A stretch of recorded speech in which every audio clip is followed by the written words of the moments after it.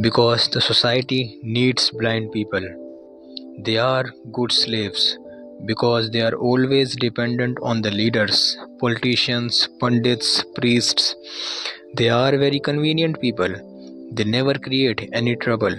They are never the rebels. They are obedient, always ready to submit to any kind of nonsense, to any stupid politician, to any stupid priest. And in fact, who wants to be a politician except stupid people? And who wants to be a priest except stupid people? They are the dimensions for the mediocre, for the inferior ones, those who are suffering from inferiority complex. They become politicians just to prove that they are not inferior to the world and to themselves. The society, the establishment wants you to be blind from the very beginning. It teaches the child that you are blind. It conditions every child to be blind.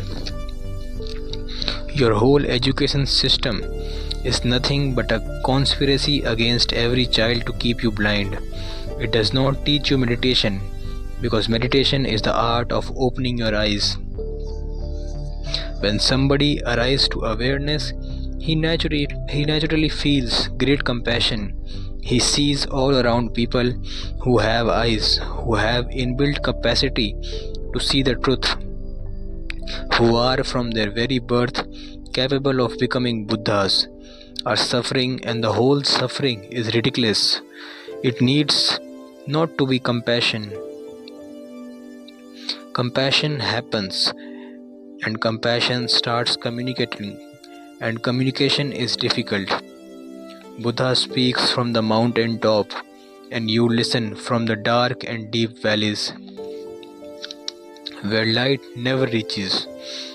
He talks in words of light. By the time they reach you, their meaning changes. By the time your mind catches hold of them, it colors them into its own color. It is not only so about Buddhas, even ordinary communication seems to be impossible. The husband cannot communicate with his wife, the parents cannot communicate with their children, the teachers cannot communicate with their students. What to say about Buddhas? People who exist on the same level, even they cannot communicate because words are tricky things. You can say something to the other person. Now it's in his power how to interpret it. The queen was traveling in England's back country when she saw a man with a wife and a flock of children. Impressed, the queen asked, "Are all of these your children?" "Yes, your honors," answered the man. "How many children do you have?" asked the queen. 16 was the reply. 16 children, replied the highness. "We should give you a knighthood. He has one piped up the lady, but he wants to wear it." The very ordinary conversations, the very mundane things in a marketplace is difficult, and the Buddha wants to communicate to you something which he has found in a state of no mind, which he has found when all thoughts disappear, which he has found when himself is no more, when the ego evaporates, when there is utter silence, absolute peace. The sky is without the clouds. Now has to bring this infinite experience into his words. No word is adequate enough, hence the misunderstanding happens. Only a disciple, a devotee, could understand Buddha.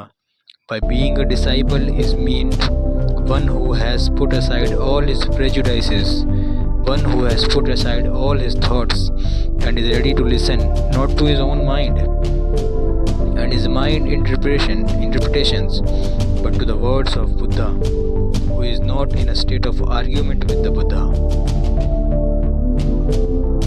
who is not in sight of thinking of what Buddha is saying, who listens to Buddha like you listen to classical music, who listens to Buddha like you listen to the sound of running water, who listens to Buddha as you listen to the wind passing through the pine trees or the birds calling from a distance. as the state of a disciple, or if you rise a little higher than that, then it becomes a devotee. Devotee is the one who has not only dropped his mind but has brought his heart, who listens from his heart, not from the logic but from love. The disciple is the way of becoming a devotee. The disciple is the beginning of becoming a devotee, and the devotee is the fulfillment of being a disciple.